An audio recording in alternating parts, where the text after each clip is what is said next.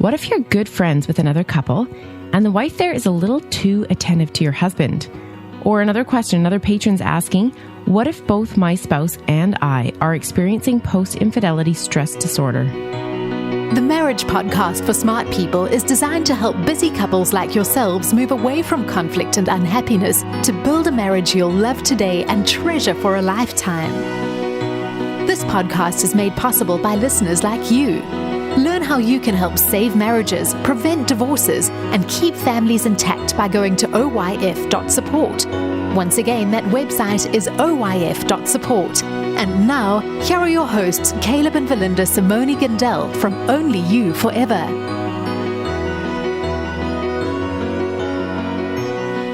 Welcome to the Marriage Podcast for Smart People. If you want to build a thriving, passionate marriage, we've got the research, the truth, and the answers you're looking for. And we kind of have an exciting episode for you this week. This is episode number 152. And today we're going to be handling 2 questions from patrons of our podcast. So we'll be on holiday right after this is recorded, but by the time you hear this episode, we'll actually be back. But it's nice to have them kind of in the hopper. We're not stressing when we get home. So doing these Q&A sessions just helps give us a break from our regular programming while continue to offer value to the thousands of couples that tune in every week to our show. Hey there, before we get started, if you missed last week's episode, we discussed shared hobbies and leisure activities. That was actually kind of an interesting thing. We got to go deep on some stuff. It's worth going back and checking out. Also, make sure you hit the subscribe button in your podcast player so you don't miss any upcoming shows from us. If you're struggling with your marriage, we offer sound, research-based advice, and most of all, we offer hope. So Caleb, let's get to these 2 questions. Okay. The first question comes from Chewy, and it's really long, but it gives a lot of detail, so it's good. Which is good. Yep. And Chewy asks, can you talk about boundaries with other married couples? My best friend began to make jokes that were borderline sexually inappropriate, pun on words type humor that I don't necessarily find humorous, but a few times my husband would join in and banter. He is very wordy, and so I felt like this was a threat to our relationship. At times, I felt that my friend envied our relationship, and especially my husband's attention to me and his financial provision for our family. I have also felt that my husband has appreciated her attentiveness and appreciation of his actions. I feel that she is just more immature in her faith and Christian walk, but have began to wonder how often we should be in community with her and her husband. I have also seen her be more attentive to another mutual married guy friend. I feel for her because I think her actions come from a hurting place. My husband seems to be vulnerable to words of affirmation in general because that tends to be his love language, and I'm more practical. I don't praise as often because I'm busting my butt just as much as he is, working full-time and managing a lot of the household tasks like schooling and budgeting. I want to be more vocal in my appreciation because I think he needs it, but I can't manage to do so without feeling fake. I say things like, thank you, I really appreciate your help. I love that you can XYZ to help me, but I feel like he wants more praise in the way of, you're my hero. I don't know how you can do that. Or more over-the-top type comments that I can't seem to say without feeling like I'm worshiping him. My husband and I experienced a difficult few years due to other circumstances. I talked to an old boyfriend via Instagram, and it was clear this old flame still felt attentive towards me. My husband went on a revenge track to show me he was attractive too. We have since, with the help of your podcast, worked through this phase. So that was in brackets. My husband and I experienced a difficult few years due to other circumstances and feel that he may have been vulnerable to her attention more than he normally would. That's to this friend? To this friend, yes. To her attention. The friend's attention?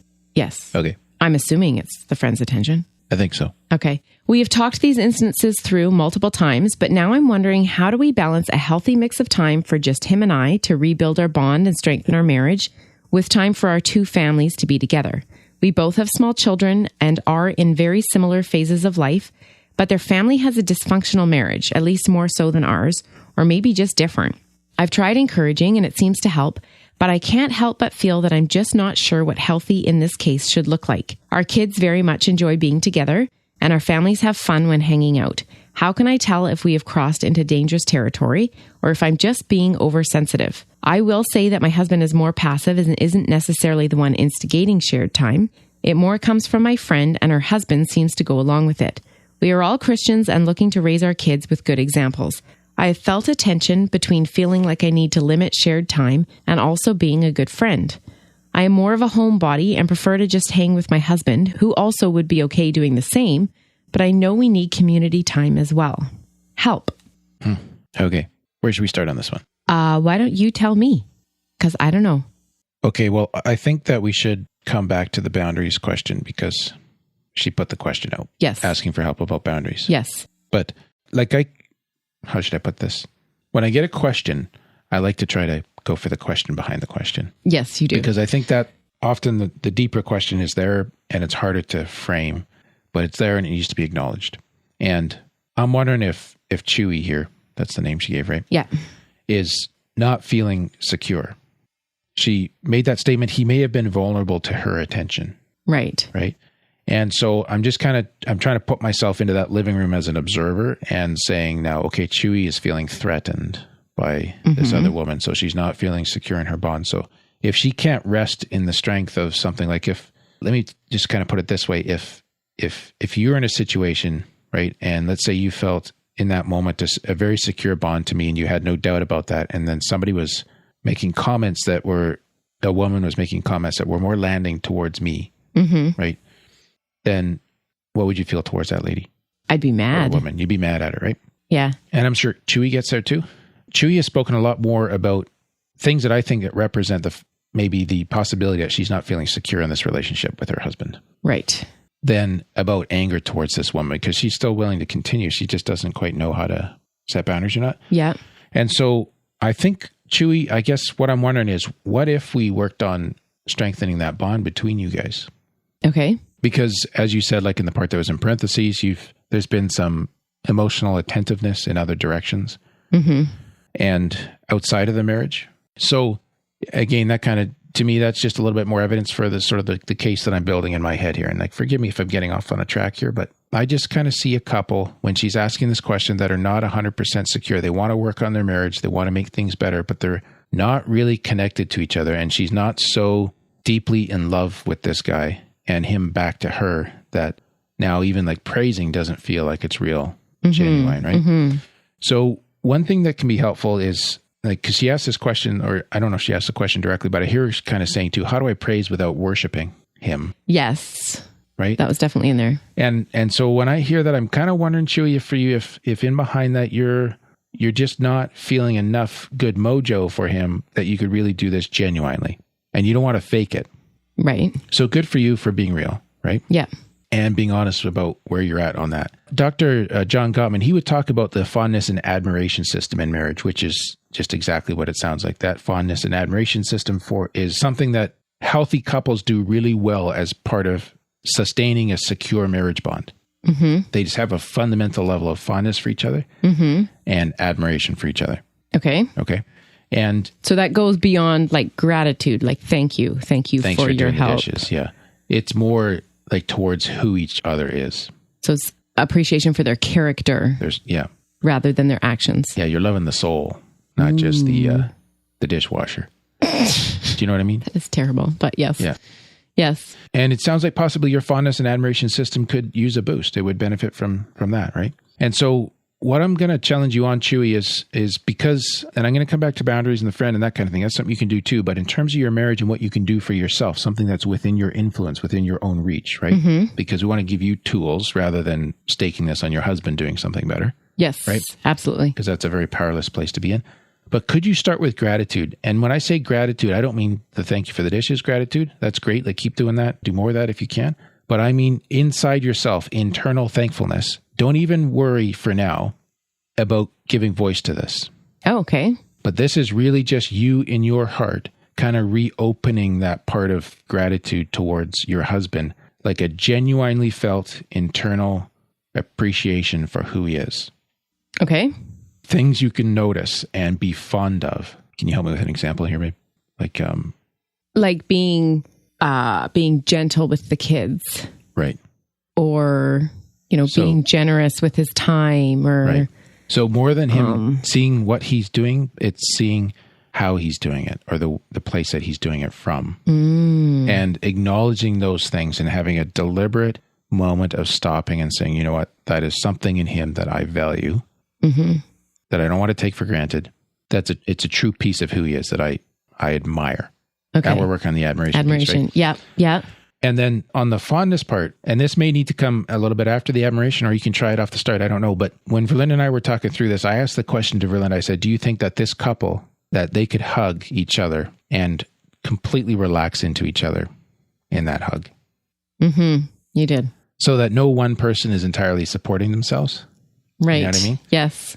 And so I would like to encourage you guys to work on loving non-sexual touch.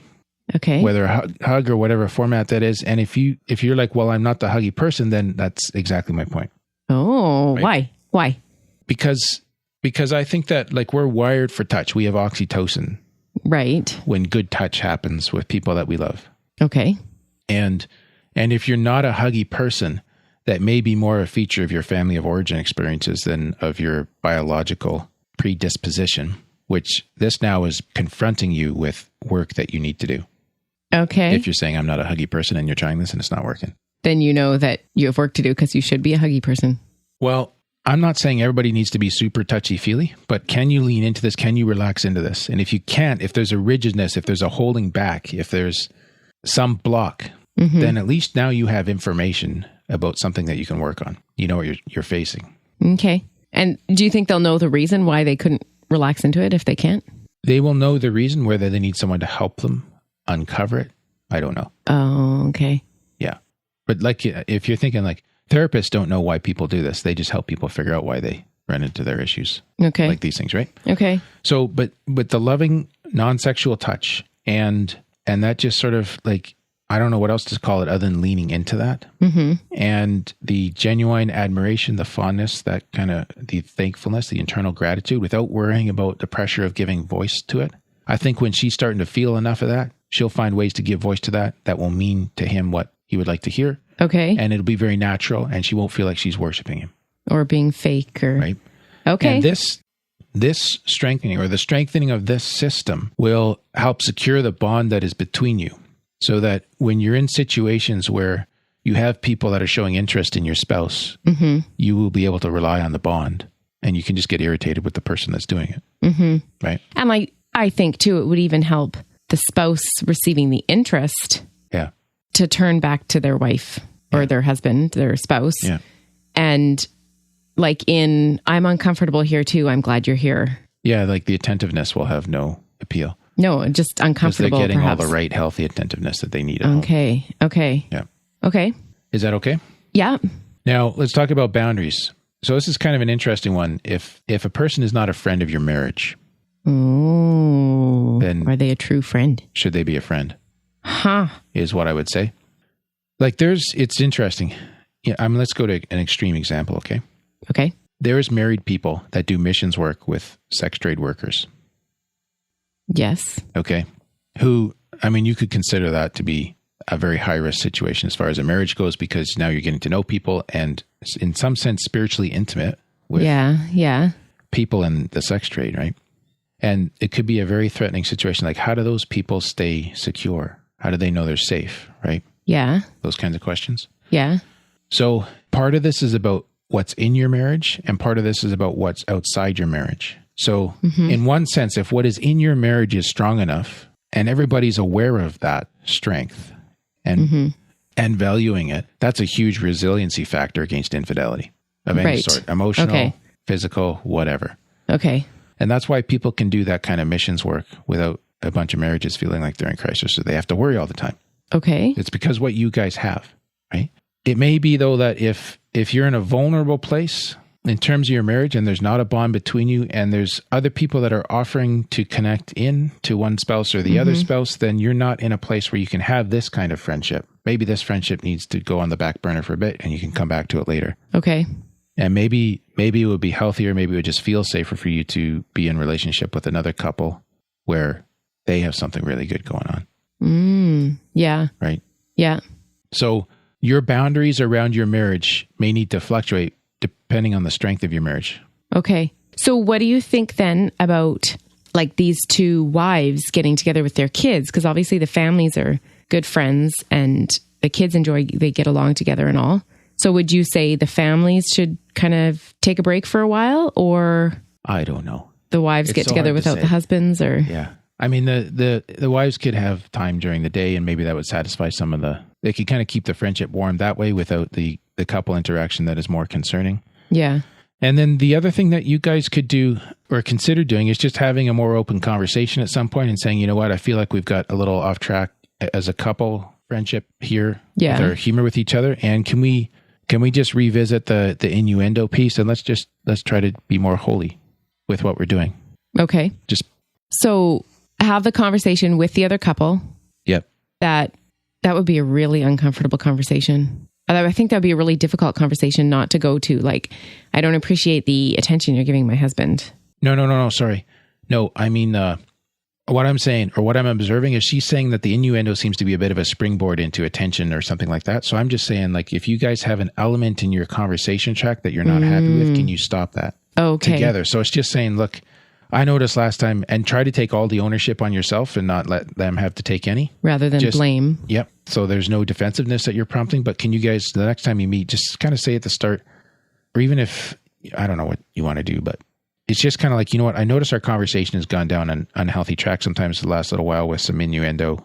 Not like anything bad is going on, but we're just making sexual jokes. And I'm wondering if we could challenge ourselves to have holy conversation tonight, since you're both Christian couples, right? So just say, can we revisit our values and try to guide that a little bit? That's very explicit. If you guys, I mean, you'll know your situation in there and what you're comfortable with and how that's all going to go. Yeah. That's one option. Another option is that you and hubby could just agree that we're not going to laugh at those jokes anymore. And we're going to see if they can pick up on the nonverbal cues and adjust. Okay. Change the topic and... Yeah. Okay. Do you think we've provided enough help for this question? And if those don't work, like if they don't pick up on those cues then or they don't honor it, then you need to set the bound. You need to take that break. And you could, make it. No, you could go to the more explicit one of saying, okay, we're doing this. Can we stop? Okay. And then if that still doesn't work. If they don't respect that. Yeah.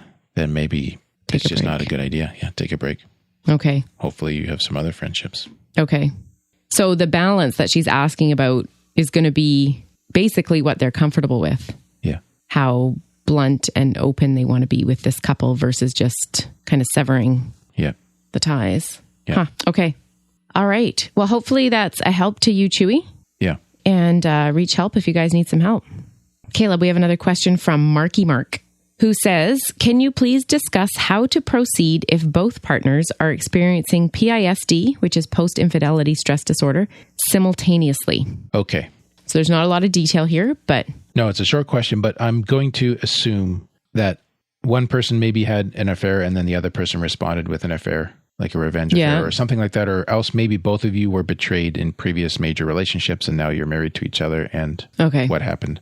In either case, it's kind of whatever the betrayal was previously for either of you. There's trauma on the other that the other person is experiencing, and now you're coming into this together and you're like, we're both bouncing off each other. Yeah. Okay. Yeah. So post-infidelity stress disorder, this is about trauma, as I already mentioned. So it, just a reminder that in our love as couples, in our marriage bond, there's like a deep, deep connection to each other. It should be a safe harbor. It should be a secure base, our marriage, that we can come back to. Okay. And when something like this happens, it threatens the safety of, at the most fundamental level, it's like everything we know, our world gets shaken at its core, right? Okay. And so that's a very traumatic experience. And that really shakes our view of the world. And it really throws us back into this fight, freeze mode where... Flight or fright. Yeah. Flight or fight. Freeze. There's actually... Flight or fight. Oh, yeah. And there's faint, which some people do too. Oh. Either physically or just kind of emotionally. But anyways, there's now these cues, triggers, whatever that happens. So this can come up, right? And this is a really challenging situation because it's hard to support each other when you can barely hold on to yourself. You know what I mean? Mm-hmm. And so this is a point in which I would say, doing couples work together is not your first step. Probably your first step is to do individual work around the trauma. Okay. And to seek some kind of trauma therapy. Whether that's going to be somatic experiencing, and you want to, when you're choosing a therapist or reading books of this nature, you want to look these things up and find the right person. Because you want to do trauma therapy, which would be like a somatic experiencing. That's one form of trauma therapy. Internal family systems can be helpful in this. EMDR is very helpful. It's a well-documented, prescribed approach for dealing with trauma. And you guys can do that work individually. And I would suggest that would probably be a strong place to start. Okay. And what that's going to do is help you make sense of the memories of the traumatic event, of the betrayal. And then you it's called integrating those memories, which just means you're making sense of them from a safe place. And when you make sense of them from a safe place, the freaking out part of them disappears, if I could just kind of use some vernacular. It gets resolved so that it's not the profound threat that it was. And you can look back on those events maybe with sadness, a sense of loss, those kinds of things. And those are hard emotions to feel, but they're not traumatic emotions to feel. Okay. So when you integrate those memories and you make sense of them and that's calmed down, then you're not, when these things come up, you're not in that flight, fright, freeze mode all the time, right? Now from a calmer place, then you can begin to come back together as a couple, in couples therapy, that kind of thing. I don't mean come back together as in live together. I just mean to make like you sense can stay living together through this. Yeah, I think so. But to make sense of your world and your new, and to start to create your new meaning and the new definition of who you are as a couple and how you're going to be safe with each other. Okay. You can make sense of the affairs, if this is infidelity that's happened in your marriage. Okay. And the meaning to them. And when you begin to understand them and make sense of them together, then you become wiser and you also become more intimate and you learn how to meet each other's needs because of what wasn't being met and maybe why it went elsewhere, that kind of thing. Okay. So that whole sort of sense making after reducing the trauma now is just kind of moving it to the next level. Mm-hmm. And I think that'll help you guys to find peace. Okay. To a place where you can support each other because you've worked on the trauma first. You've reduced the traumatic impact or you made sense of it. Okay. Yeah. Right. Because they don't have the support of the spouse if the spouse is dealing with the same emotions all the time. When one person runs into this, it could trigger it in the other one. Yeah. Like it's not even affair and betrayal aside. Mm-hmm. If one, like let's say one spouse had an abusive childhood and the other spouse becomes aware of this, they start learning about it, they can get vicarious traumatization. Really? So that quote unquote healthy spouse is now becoming traumatized by what the other person went through, right? Oh, and then it's hard to reach into that, right? So, you may be traumatized by seeing how traumatic it was for your spouse to experience your betrayal while experiencing your own trauma for their betrayal.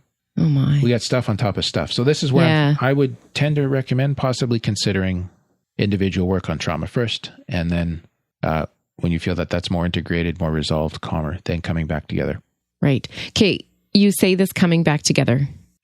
Okay, there it is. When I say coming back together, I don't mean people have moved out and they're moving back in. Okay. I mean, you're doing couples work as opposed to individual work. Okay. Like coming together to a counselor or with one counselor in the same room. Okay. Thanks Gotcha. for clarifying that. Gotcha. Yeah.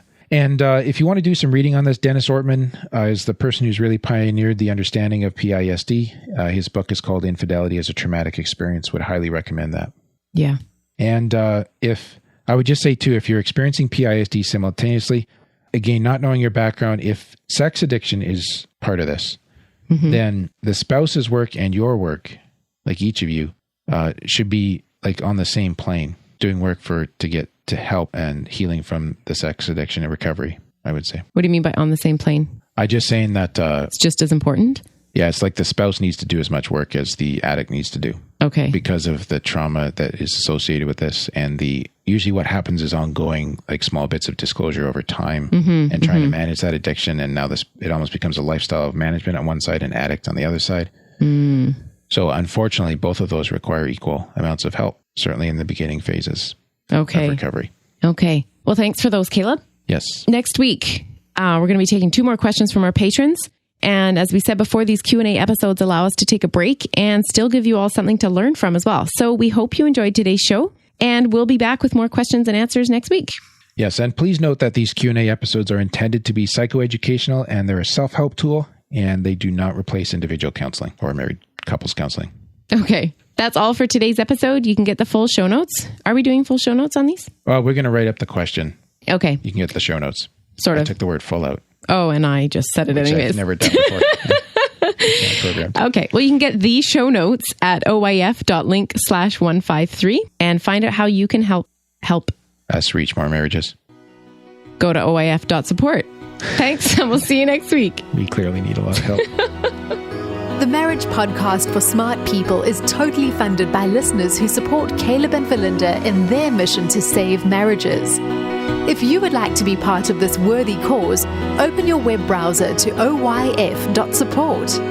A minimum investment of $10 per month will help restore hope to married couples. Plus, as a patron, you'll gain access to exclusive bonus content and valuable information to help you succeed in your own marriage.